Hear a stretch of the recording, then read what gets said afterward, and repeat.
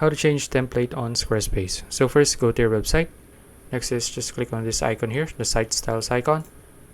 Then you can see all of the things that you can choose here. So let's click on themes, and let's change the theme of our website to green.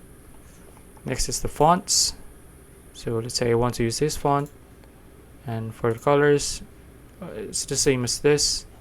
You can change it however you want though. Let's say we want to change it to blue. Yep.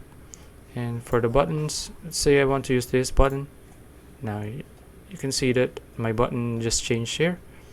And as for the forms, say I want to use this one. And as for the miscellaneous, you can also edit the animation, spacing, and image blocks. Just click on them, click on the options here. Spacing, just drag and drop. Just drag it however you want. And as for the image blocks, and just scroll down and customize all of this. Now just keep customizing all of this however you want until you end up with the desired website style that you want, and just click on save. And that's it.